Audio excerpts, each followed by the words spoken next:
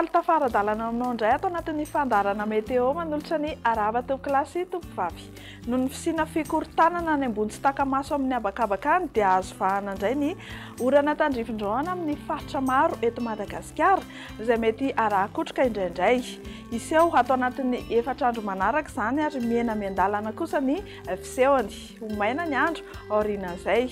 Amin'ity herinandro ity kosa mahakasika ny maripana dia amin'ny alarobia ihany no ahitana fidinany kely ny maripana ambony indrindra aty amin'ny faritry ny afovoantany fa hiakatra miandalana kosa aorianan'izay hatramin'ny fiafaran'ny herinandro.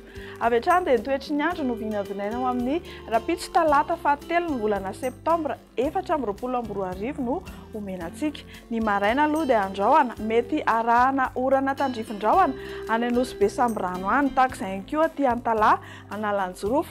Anorana tandrifin-drahona kosa ny faritra Atsinanana Vatovavy Fitovinany andrahoana mety arahana herika ny ilany atsinanany faritry ny afovoantany fa ibalika be ny masoandro ny amin'ny faritra sisa.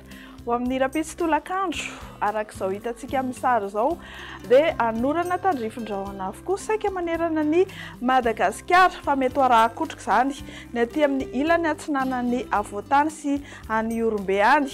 Afa-tsy reto tononoko manaraka reto ihany no hifandimby eo ny rahona sy masoandro dia ny aty amin'ny faritra atsimo andrefan'ny Madagasikara aty ny faritra atsimo manontolo ny amin'ny morontsiraka Iboeny Melaky sy Menabe ary ny atitany ny faritra Sofia. Mahakasika ny maripana indray dia tsy dia misy ny fiovana misongadina be loatra. Ny ambany indrindra eto Madagasikara izao dia hitantsika any Vakinankaratra any 20 degré Celsius ao amin'ny rapitso maraina, 4 degré Celsius kosa no mafana indrindra eto Madagasikara izay hitantsika ao amin'ny rapitso hariva any Maivatanana any.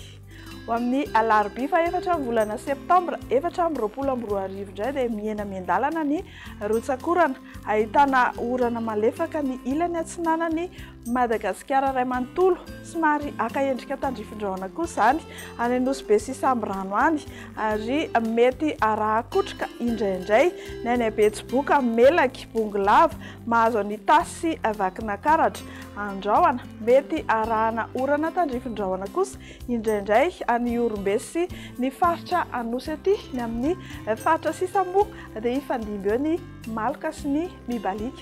Araka ny efa voalaza teny am-pandohana dia somary hisy vidina ny maripana ambony indrindra aty amin'ny faritry ny afovoantany amin'izay andron'ny alarobia izay manodidina ny 12 hatramin'ny 13 degré Celsius ny tontolo andro. Ny any amin'ny morontsiraka atsinanana kosa dia anelanelany 17 hatramin'ny 14 degré Celsius ary ny morontsiraka andrefana dia manodidina ny 20 hatramin'ny 14 degré Celsius. Ny alakamisy fahadimy ny volana septambra 2024 dia any amin'ny faritra avaratra atsinanan'ny Madagasikara iny no ahitantsika rotsakorana somary aka endrika tandrifin-drahona trano izany any Anosy Samborano any fa somary hiena ny rotsakorana amin'izay toerana izay. Hitsitokotoko ny rotsakorana any amin'ny Betsiboka Melaky Bongolava Itasy mahazo ny Vakinankaratra ary Vatovavy Fitovinany sy ny manodidina azy. Ny amin'ny faritra sisa rehetra izay tsy voatonona teo moa dia hifandimby eo ny rahona sy ny masoandro.